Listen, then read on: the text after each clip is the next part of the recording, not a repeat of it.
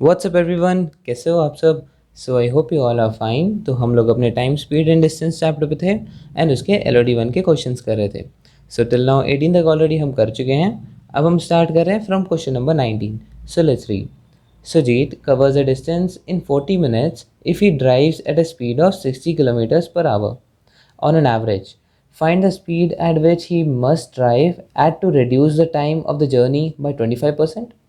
Alright. सो सुजित के बारे में यहाँ बोला है कि सुजित जो है वो एक सर्टेन डिस्टेंस को कवर करता है 40 मिनट में if he drives at a speed of 60 kilometres per hour. Alright. So मुझे पहले की स्पीड दे रखी है कि अगर वो 60 किलोमीटर्स पर आवर की स्पीड से चलता है तो एक सर्टेन डिस्टेंस को कवर करने के लिए उससे 40 मिनट्स लगते हैं।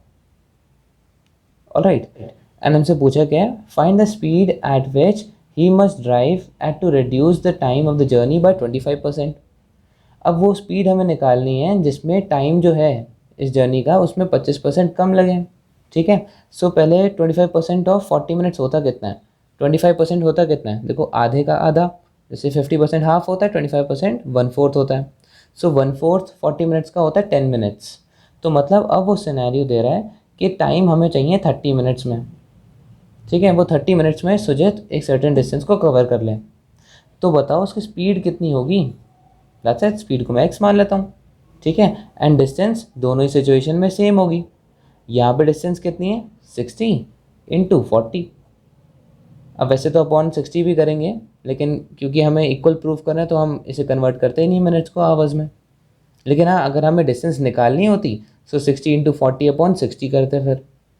अभी क्योंकि हमने इन दोनों डिस्टेंस को इक्वल करना ही करना है तो फिर मैं इसे कन्वर्ट नहीं कर रहा। सो अब इसमें डिस्टेंस कितनी हो जाएगी, 30 इंटू एक्स। अब डिस्टेंस तो सेम है, डिस्टेंस तो चेंज हुई नहीं है। सो इन दोनों को इक्वल प्रूफ कर देंगे। 60 into 40 equals to 30 into x.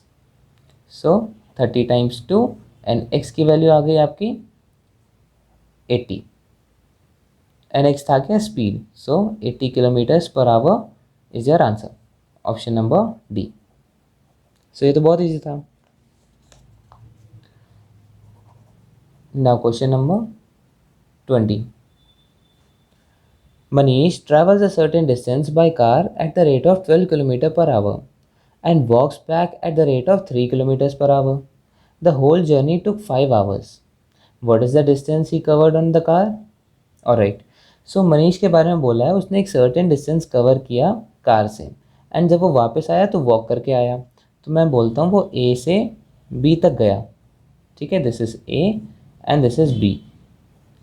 अब ए से बी तक जब वो गया तो वो कार से गया। ठीक है, Manish travels a certain distance by a car at the rate of 12 kilometres per our. इतनी उसकी स्पीड थी। लेकिन जब वो वापस आया तो वो टहलते हुए वापस आया एंड उसकी स्पीड थी 3 kilometres per hour. Alright. The whole journey took 5 hours. अभी दोनों जर्नी को करने में 5 आवर्स लगे। ठीक है। What is the distance he covered on the car. So car से उसने डिस्टेंस कितना कवर किया, मतलब ए से बी तक का डिस्टेंस हमें पूछा है, सीधी सीधी बात। सो अब यहाँ से यहाँ तक का टाइम जो उसने लिया मैं मान लेता हूँ वो T1 टाइम था। अब जब वो वापस आया तो उसे T2 टाइम लगा। ठीक है, A to B मैंने T1 टाइम मान लिया and B to A T2 time मान लिया। अभी दोनों टाइम मिला के टोटल टाइम लगेगा, करेक्ट, और जो कि हमें क्वेश्चन में दे रखा है 5 आवर्स। ठीक है, इतना समझ में आया। अब टाइम होता क्या है, टाइम होता है डिस्टेंस अपॉन स्पीड।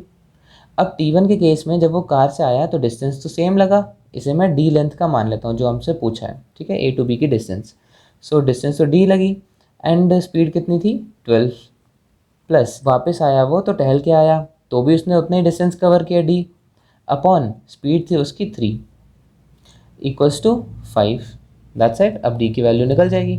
सो एलसीएम ले लेते हैं 12। So D plus 4D equals to 5 and 5D equals to 5 into 12। So 5 से 5 कैंसिल एंड D आपके पास आ गया 12 किलोमीटर्स। देयरफॉर ये हमसे पूछा था, option number A is your answer. Now question number 21.